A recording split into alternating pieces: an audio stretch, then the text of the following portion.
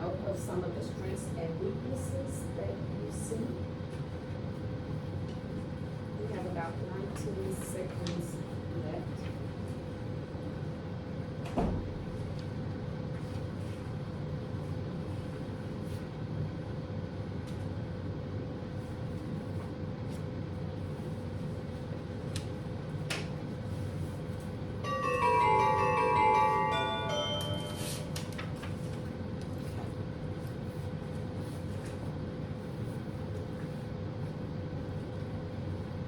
As you close out,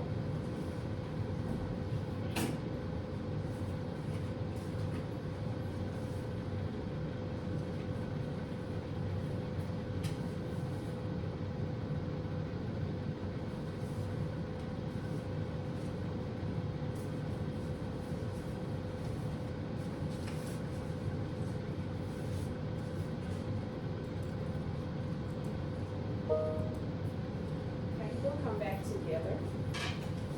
And this time, I do want to specifically address the fact that we are an urban district. So of course, we're gonna have different needs, and that does account for some of our at-risk students. We talked about it before, but I would like to pin our norms, if at all possible, as we begin our second phase. Okay, so at this time, can we go ahead and pin these norms? And if we, because I want this to be collaborative, so can we agree on, or can you point out some of the things that we want to guide us as we go through the learning and the sharing today? When you speak of norms, what exactly are you looking? Okay, so what is going to guide our discussion today in respect to each other, as far as time? We can look at time, we can look at staying on task. That would be a norm. Also respecting the perspectives of each other. Okay, so this is about us and not about our kids. Correct, it is about us that will guide our meeting today. So like you said, respecting the perspectives, but not only respecting them, just considering them in general. Okay, so respect and consideration of other perspectives. Yes, ma'am.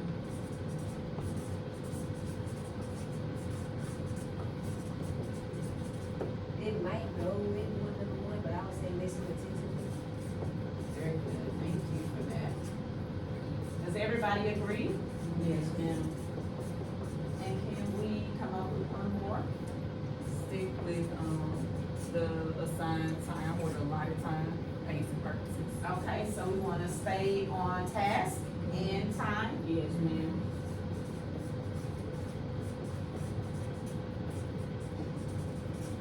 On time. Okay, perfect. Thank you, guys. And I think we have, addressed these and actually stuck to them in our first session. Okay, so we're gonna conclude this and then we'll begin the second part of this meeting.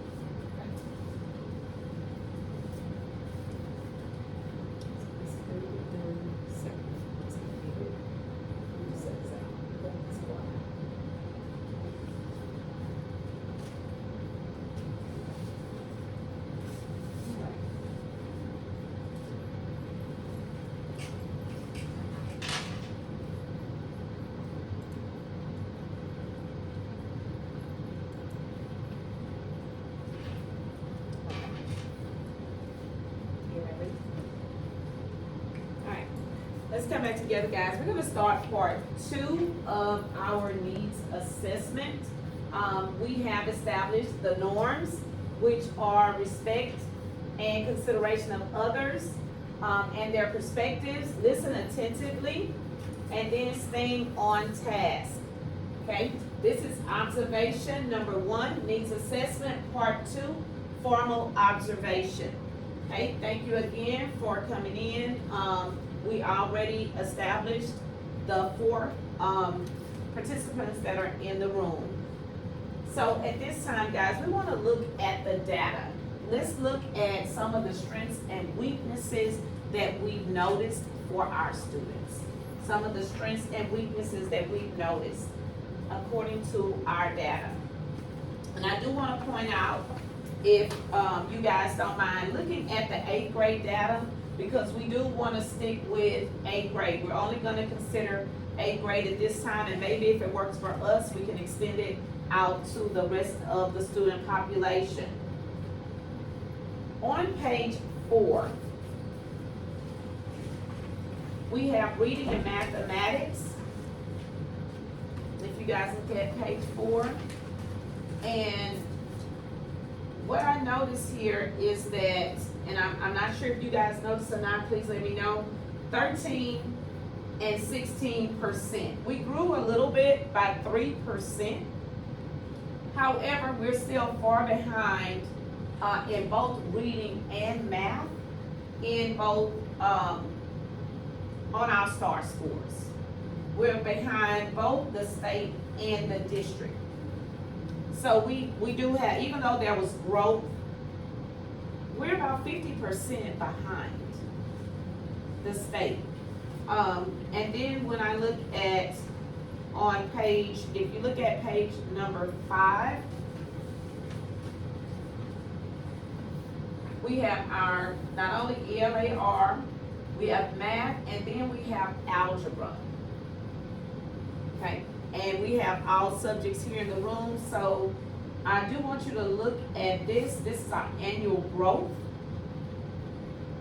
And can you tell me what you notice here about our annual growth?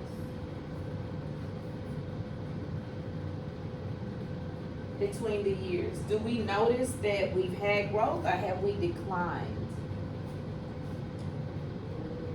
We have some growth in mathematics, a decline in algebra, and a little bit of growth in ELAR. Little bit of growth, okay. So, I noticed the same thing, we did have growth in ELAR.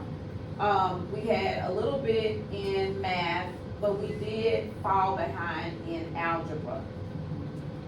And I wanna look at some of our special populations and see if any of that has to possibly do with some of the decline. I know we have a push this year on the campus in keywords, identifying keywords and things like that. So let's look at some of the demographics and see maybe if there's a reason for some of this decline or the minimal growth that we have.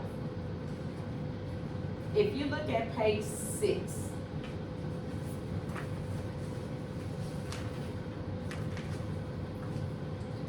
because remember, we're gonna look at strengths and weaknesses. So we know that one of the weaknesses that we did see is a decline in algebra. Yes.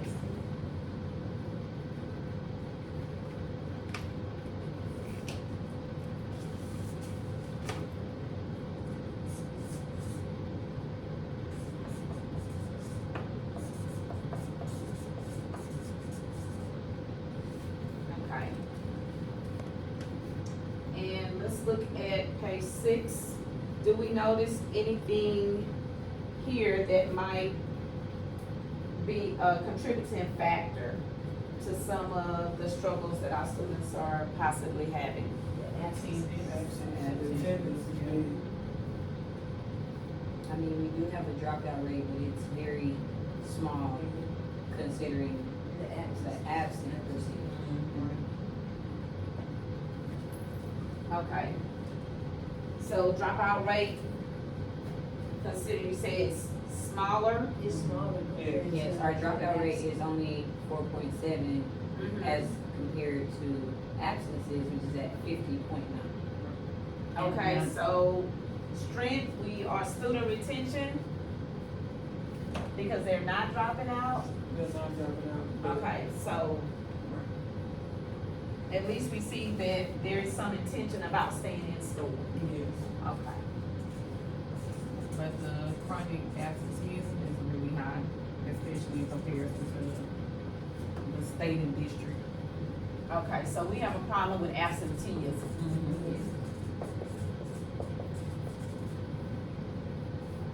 So looking at the needs and, like we say, economically disadvantaged, at risk.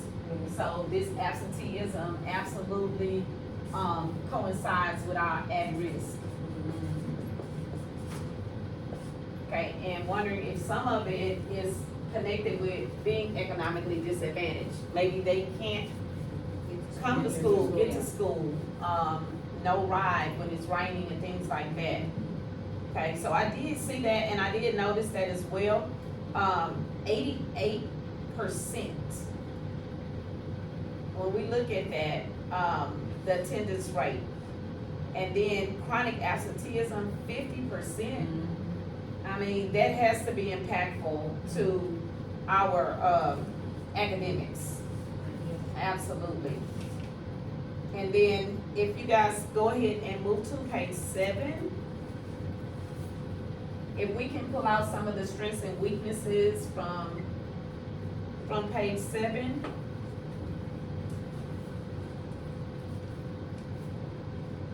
Because Weakness?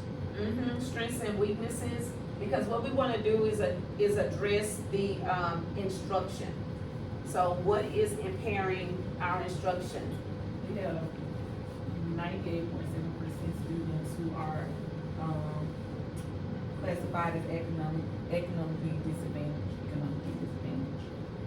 Okay, for the campus, it's at, total students, it's at 100%. Yeah, at a total, 100%, but at our 8th grade, we're at 35%, which is actually the highest in all the grade levels. So that's huge. And then we look at, let's look at our ethnic distribution. We are predominantly African American and Hispanic. African American and Hispanic. What I'm looking at is our homeless count. The percent is not high, but that might have something to do with our absences as well. Because sometimes they might not be able to get to school, depending on what they're dealing with. I agree. that day. I agree. All impacting, the retention of what they're learning or not getting. Yep. Okay, at risk, yes, at a high of 72.7%. And then if we look down a little bit lower, let's look at our bilingual and special education. We have 164 bilingual students. So language acquisition, I wanna look at, if you guys, do you agree that language acquisition might be one of our weaknesses?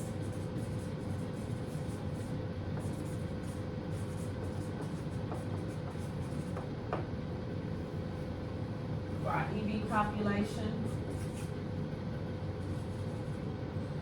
And then our at-risk students? Hi, I'm sorry to interrupt. So, I saw the what- stamps in your looking- closet. Excuse me, I'm sorry. You don't use them?